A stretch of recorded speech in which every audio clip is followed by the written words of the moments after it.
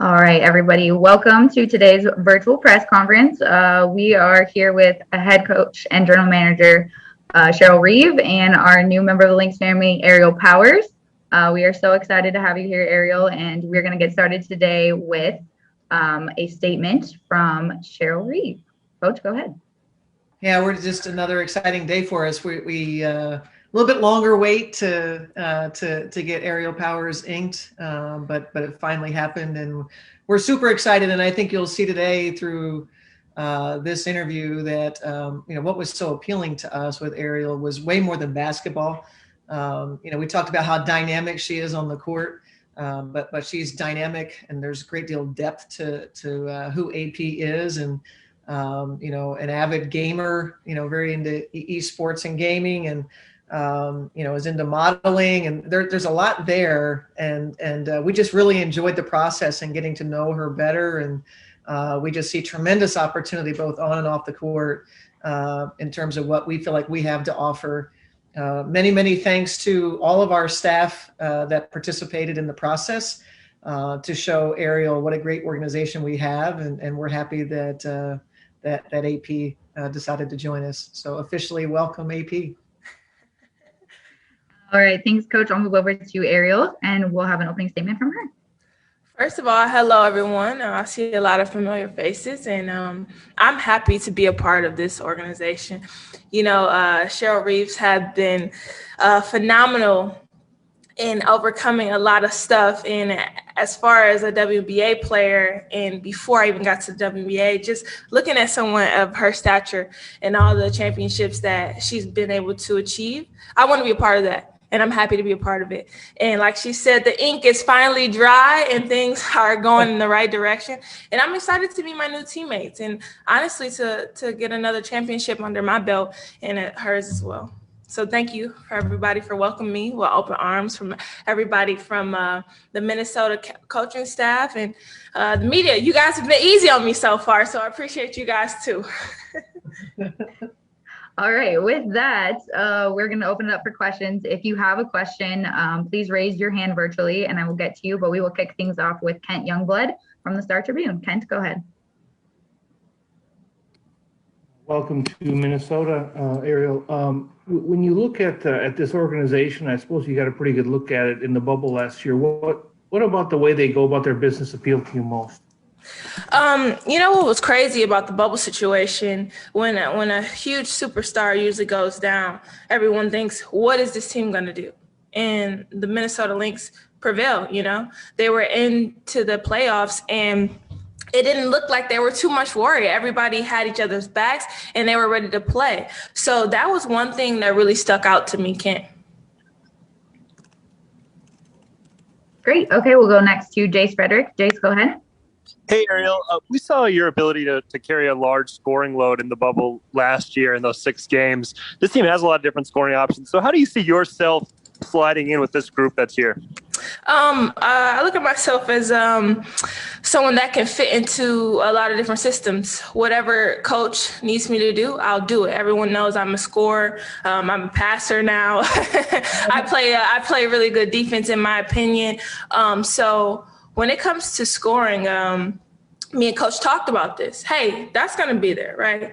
But where we need to get better is on the defensive end, stopping people. That's what wins championships. So I feel like I'll be able to contribute a lot to this team and contribute enough where we can make it to, very far in the playoffs, if not the championship. Thank you. Okay, we'll go next to Cody, and then we will go to Sloan. Cody, go ahead. Ariel, both Natalie and Kayla, they said the appeal of coming to Minnesota was winning their first championship. Mm-hmm. You've already done that. So what of the options you had in free agency, what made Minnesota the right fit for you and the most appealing destination to continue your career? Well, when I started my career in Dallas, I wasn't too sure, right? I wasn't too sure what was it that built a championship team. I didn't know. I was young, coming out of college. We hadn't won a national championship. And in those years, I feel like I matured, not only on the court, but off the court. So what appealed to me most was for her to do it 4 times, I don't think people really realize how amazing that is. Not only do you have to have the right culture, but you have to have players that invest in trusting you. And that's very hard. You know, for me being Dallas and then to DC, I saw a lot of different personalities, right? A lot of different personalities from coaches, a lot of different personalities from the coaching staff to players. And the one thing that stuck out to me the most is culture. If players really buy in to each other and they really trust each other, and you build this culture around the team that's like loving and, hey, I got your back, that's what builds championship teams. And for me, I see that in Coach Reeve and also in her players. And I mean, it speaks for itself. The championship speaks for itself. So that's really what appealed to me, that I know that they have that culture, but the top dog, which is Coach Reeve, she'll make sure that order stays in line. And that's important to me. Great. Okay, we'll go to Sloan and then Chris Haynes. Sloan, go ahead. Someday I'll figure it out. Cheryl, this question is for you. What was appealing about Ariel even before those 6 games in the bubble? Obviously, she was, unfortunately got taken out too soon, looking like she was going to have a really good season there. But how far back does your interest in her go? And what do you think really helps her fit in well with the Lynx, knowing her skill set, even having a short end to last season? Yeah, it all started for me at Michigan State. When I watched her play there, obviously the Big Ten, so I was a little bit closer to the action. And AP has a way of playing the game that's just fun to watch. And I don't mean her skill set. I mean the energy that she gives to it. You see great joy when Ariel plays the game. And so you enjoy watching someone play. And that particular year in the draft, we weren't going to have a shot at AP. And then, ended up in Dallas and I remember feeling disappointed when Ariel got traded to Washington because I didn't know she was on the market and we would have loved to have had a shot then to make an offer for her. So, honestly, very appealing at this point, to see her growth. Planette Pearson played with AP, so I feel like I had an inside track in terms of understanding AP. But then just to be coached by Mike Tebow and the Washington organization, knowing how he does things, as AP said, you could see her kind of growing up and maturing, understanding what it takes to win. This is just great timing for us. 5 years under her belt. She understands exactly what has to happen for our team to be successful. And that obviously coupled with the great skill set, that when you watch her play, she'll put her body on the line for you. Trying to get to the rim to score. She'll pull up when it's necessary. She'll shoot threes. She'll post up. That's a part of her game that we intend to amplify a little more. There's some great matchups. I think AP likes being down low. So there's just a variety of ways that Ariel can help our basketball team be successful. And she mentioned the defense and the rebounding. That's important to us. And then ultimately that I felt like AP understood that this is not simply about her. When we had a conversation, I talked to AP about her possible teammates. And I believe she actually came out of her chair with excitement that, the possibility of playing with other great players. And that's meaningful to me because she doesn't think she has to do it all herself. And the fact that, she welcomes the idea that you have to have multiple really good players to be successful. So all those things, I could probably keep going, but I'll sort of stop there. Thanks, Coach. Okay, we'll go to Chris and then Leo. Chris, go ahead. Yeah, I had a question for AP and Coach Reeve, but AP, I want to ask you first. Whenever a player is being recruited, there's usually something that's said, by the general manager that resonates with you, something that appeals. Was there anything in your talks with Coach Reeve of where something just hit home with you and you knew at that moment, this is where I need to go? And then for Coach Reeve, I want to go ahead. Go ahead. For me, it wasn't a specific thing for me. For me, it was the feeling I got from talking with Coach Reeve. I've talked to many coaches, right, throughout my life. And the only coach that really, I had a really good connection with that I can say for sure was Coach Merchant from Michigan State. Coach Merchant from Michigan State, when, she was recruiting me, she was just so honest, so welcoming, and just so loving and caring. And I felt that same way with Coach Reeves, and I haven't felt that way. So actually, I talked to my coach a lot through the process, trying to make the right decisions. And that was the one thing that stuck out to me. It was just, I felt that same connection when I was getting recruited at Michigan State that I did from Coach Reeve. And that's very hard to come by, especially for me and the kind of person I am. If I don't have that connection, that disconnect is there, I don't feel right about it, right? Just like anybody else on this call, if you have a disconnect with someone, you feel it. And you feel it through the calls you have and the talks you have. And she was just so real and honest. And for me, it wasn't that any specific thing. It was just the overall comfortability I felt talking with her and being honest with her. Thank you, AP. And Coach, I wanted to ask you about your process in that a lot of times when you're going to recruit somebody, you already know you're going after them. But how much do you actually learn about that player while you are actually recruiting them? And what did you learn about AP during that time? Yeah, that's a good question. I felt like I knew AP long before we had our conversation, because in preparation for free agency, you better know a lot about that player. And so you kind of develop knowledge just from competing against one another. I mentioned the college days. I mentioned, the earlier in the career. And so, you watch other players and you go, who do I not like to play against? You want them on your team. And so then I think when we identified Ariel as somebody that we really wanted to have as part of our team, our staff just immersed ourselves into understanding what Ariel was about, because first and foremost, we want to make sure we're continuing to uphold the culture of the Minnesota Lynx. That's what has buoyed our franchise. We want to make sure that she would be a fit. And so we did our homework the same way that AP would do her homework. And then when you start talking, it's really cool, just to, AP mentioned the connection. I felt like I knew her before we got on the phone, and then you get on the phone, the conversations were just really easy. I think she called me mad dope. That was really cool. Like, our conversations were mad dope. I'm like one of the cool kids. So, but it was just easy and natural. And we just continued to learn. I learned a lot more about gaming than I ever thought I would.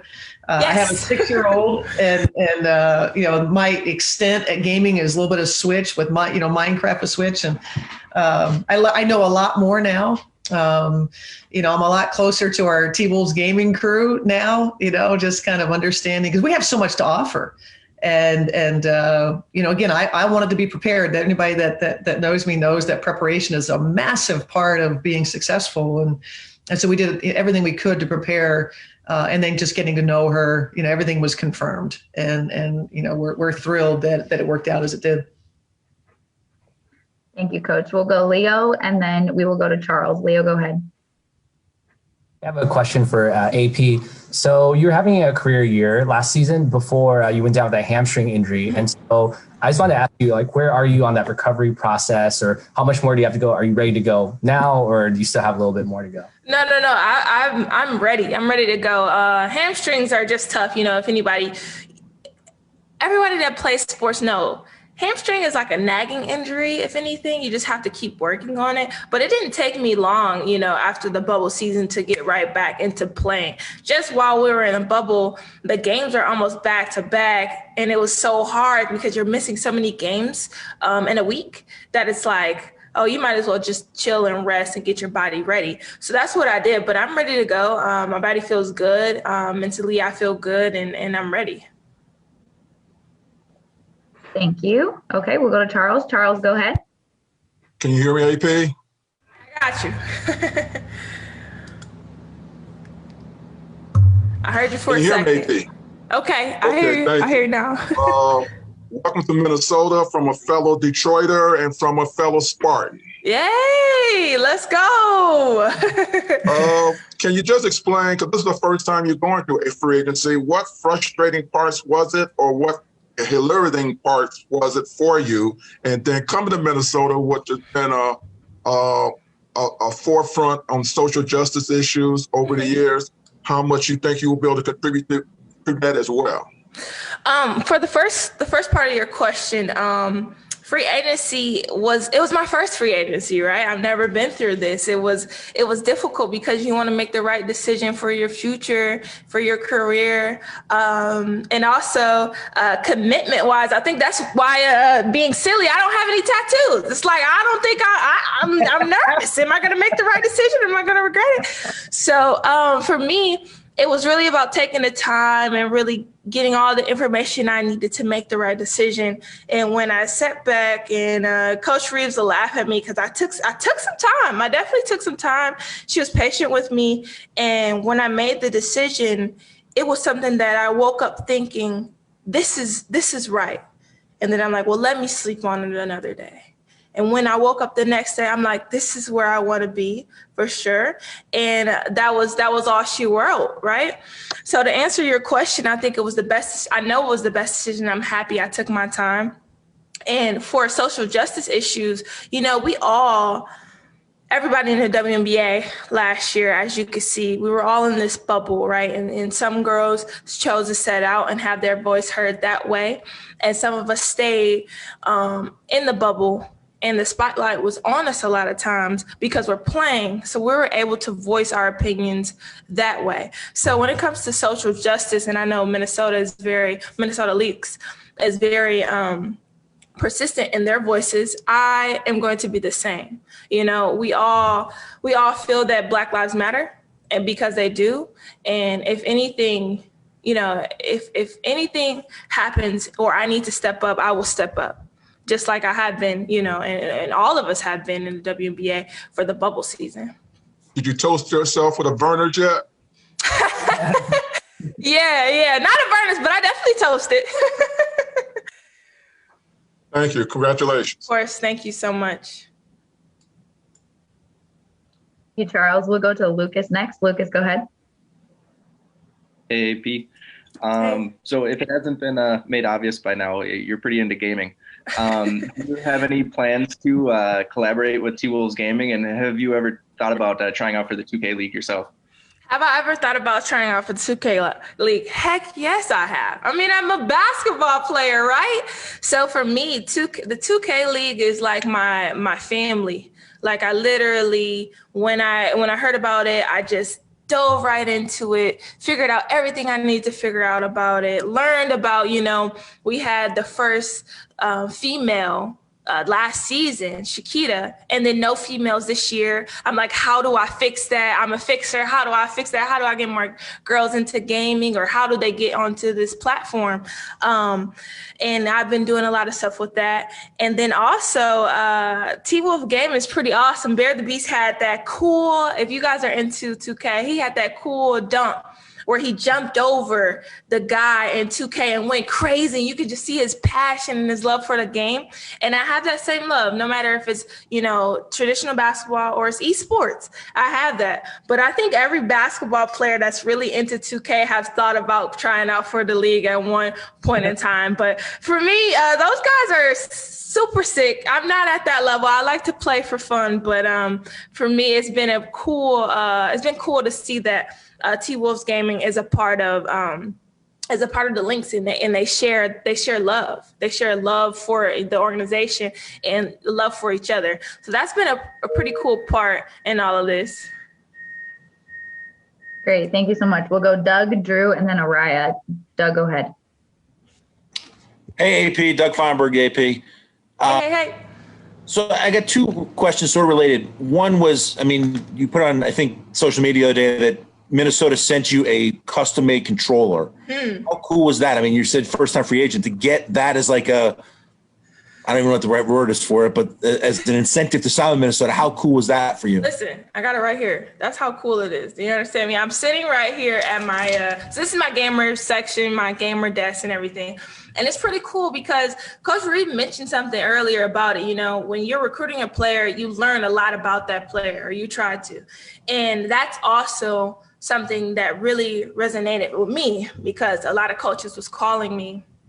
And I specifically remember a coach hinting on what I'm doing in esports, but they had no knowledge about what I was doing in esports. And actually, I kind of took that to offense. I'm like, how are you going to mention it? But then you like don't know anything I'm doing. And I'm doing a lot in the space. And it means something to me. And I'm extremely passionate about it. And so for Coach Reeve to really see my passion and not only see that passion, but involve herself and become knowledgeable about it, that made it even more AP. Like, she's into esports. She's curious. And that doesn't mean she has to love it. It doesn't mean she has to like it. But the fact that she knows I'm into it and she wants to become more knowledgeable about it, it really hit home for me. That was big for me. So the controller is dope. And I had a lot of friends super, super jealous about it. And they loved it. So it's amazing. And it made me smile. So thank you. And the second part of the question is just, I mean, you mentioned how there was the one female and yes.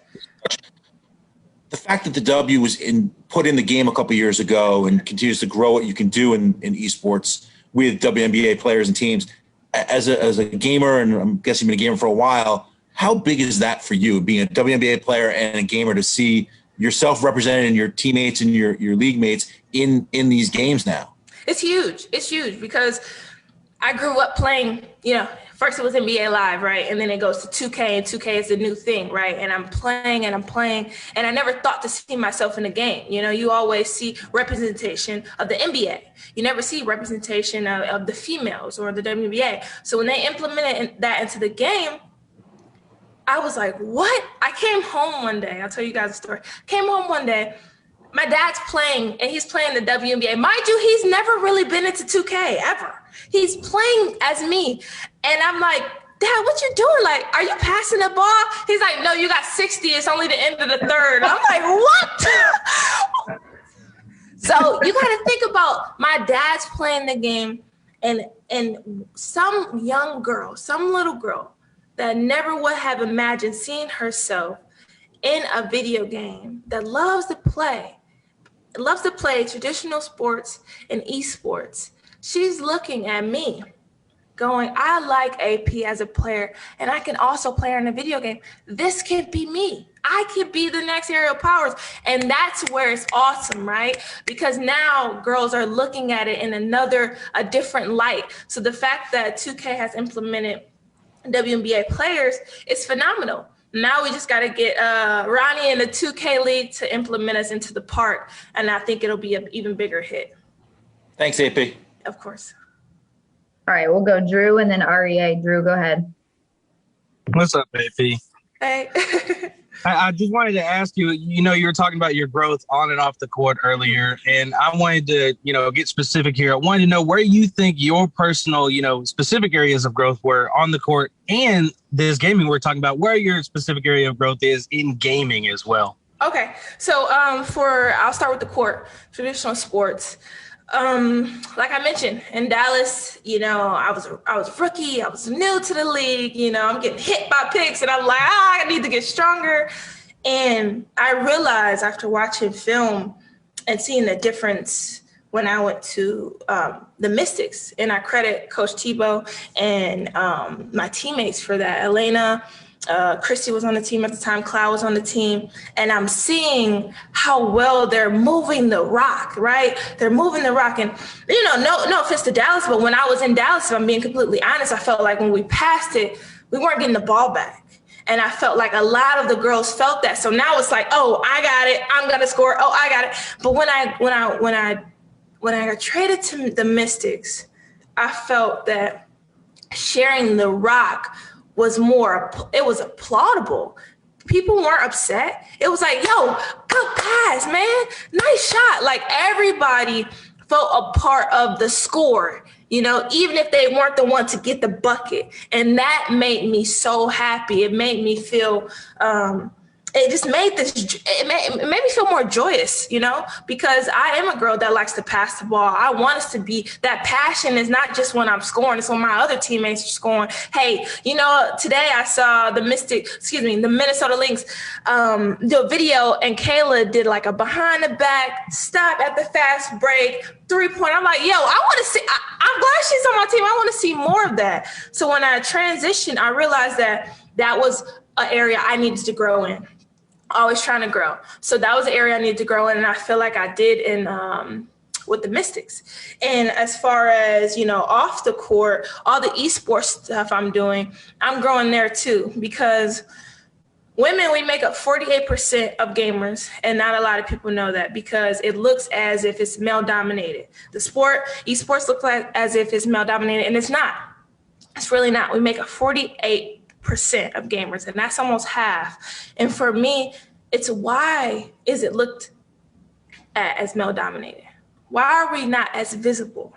And this is where I'm trying to come in and change that. I just signed with Team Liquid, and I'm the chair of their diversity and inclusion task force. So we're going to do initiatives like my Powers Up 2K tournament, where the girls are now being able to be visible, because that's a part of it, right? Being visible and given the opportunity to be seen.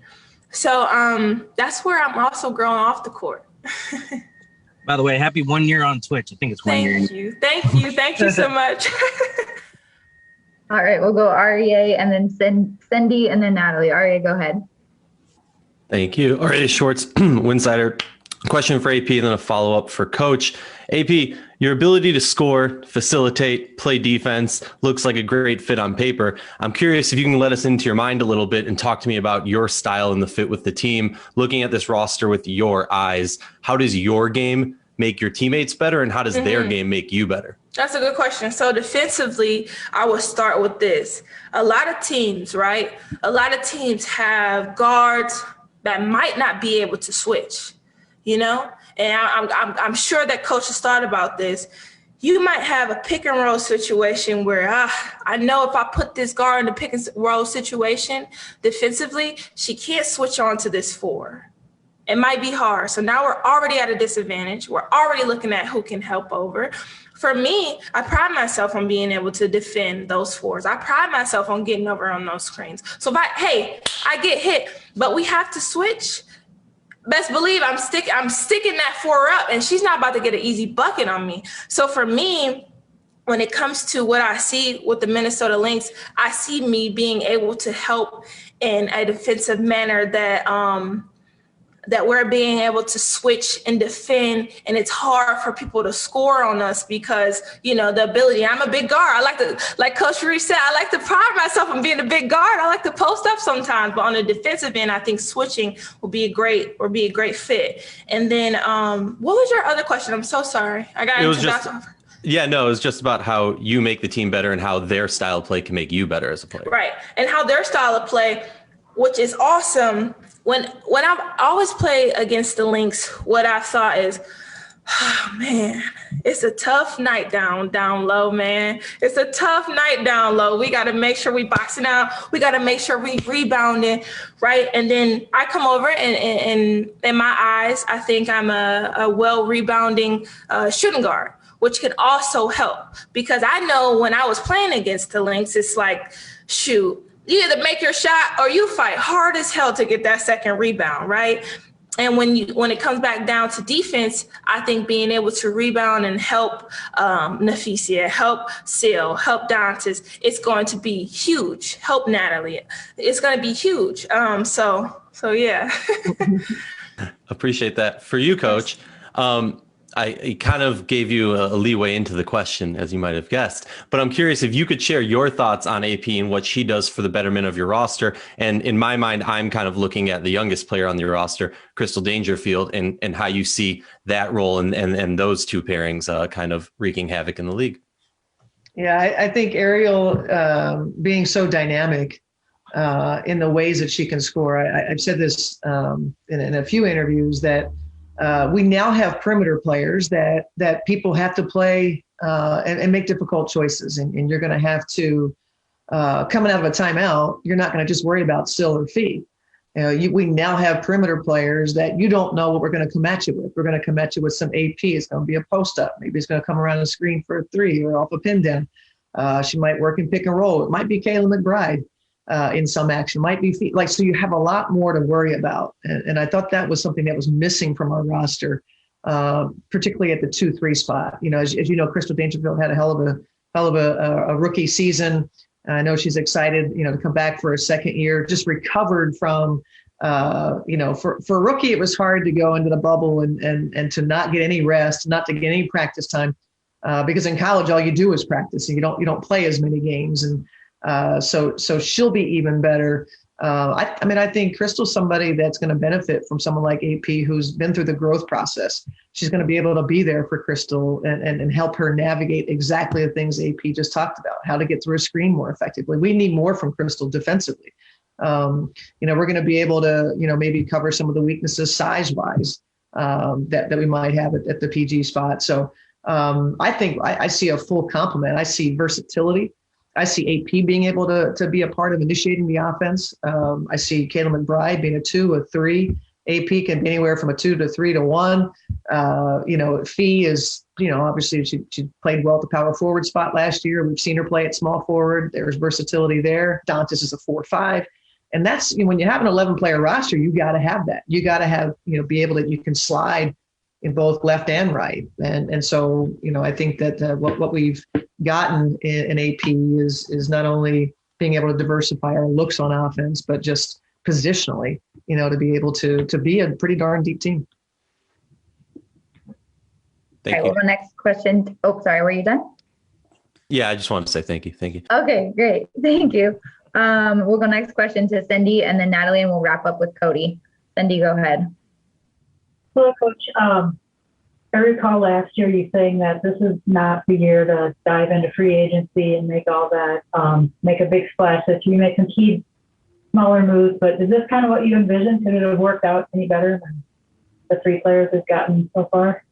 That's well said. I do recall some criticism, not from anybody on this call, but I do recall some panic in Minnesota circles, because the free agency frenzy last year, everybody wanted to get in and be a part of it, right? All the news, all the breaking news, and everybody wants their team to be making the big splash. And it was just one of those things that, we looked at the NBA when they came into their money the last time out of their CBA and how teams spent money right out of the gates. And then we're in difficult positions to be a player when key free agents were going to be available. And we tried, we tried really hard to, prepare before the start of free agency, make our decisions before you're in the emotional moments, just like you would do in end of game situations. You prepare so that your decisions are easy and you stick to what you worked on. If you deviate, sometimes you're going to end up having regrets. There are contracts that we would have gotten into had we felt pressure, peer pressured into making moves just to make them, that would have prohibited us from being able to do as well as we did in this free agency period. We valued this free agency class. You don't know how it's going to work out. You only know the free agents that are going to be available. You think that you have some things to offer. We have a lot to offer. But you don't know, how it's going to work out. But we definitely had more of a focus on this class, and we knew we had cap space. Thanks to team-friendly deals, Sylvia Fowles is still playing under the old CBA. So she's one of the lowest-paid players on the team, despite being one of the best players in the league. And so, yeah, we're fortunate. We're fortunate that it all came together the way that it did. Okay, we'll go Natalie and then Cody. Natalie, go ahead. Hey, Pete, I was just wondering if you could share any details on the breakup with DC. Yeah, DC is like, that was my home, right? I found a home in DC, right? I won my first championship. It's a lot of love there, from the fans to my teammates to even Coach T. Coach T really helped me when it came to, like I mentioned earlier, transitioning from Dallas and seeing the floor better.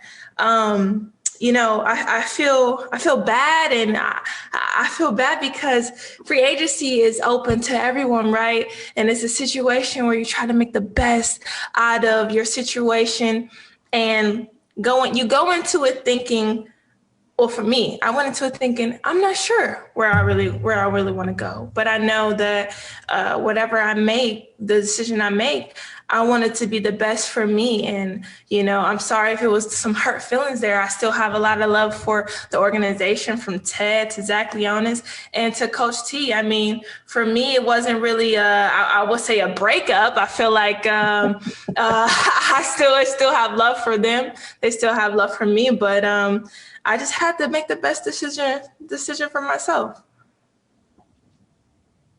All right, we'll wrap up with Cody. Cody, go ahead.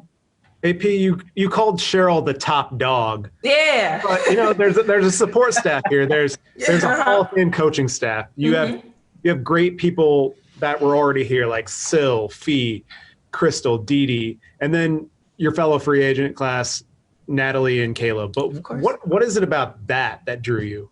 I mean, Cheryl obviously in and of herself probably sells it, but what is it about everybody else? No, like you mentioned, she is the top dog. The reason why I've said that, Cody, is because I've been on teams where players can get out of hand, right? So you always need that person that makes sure the players stay in their own, right? But for me, when it came to Sil, when it came to Nafisia Dantas, Crystal Dangerfield, Rookie of the Year, I'm looking at all these great players and I'm going, okay, we got something there. But like she mentioned, it's not about right? It's always about we. And for when I won the championship, we all were so locked in. We all trusted each other so well. And it wasn't one girl. It was not ever one girl. So when she mentioned the fact she could get Kayla and Achanwa, I was like, what? That's when I really was like, whoa, okay, hold on. I'm like, hold on, coach. We can get these players, because for me, it's not about those 5 players that's playing or starting.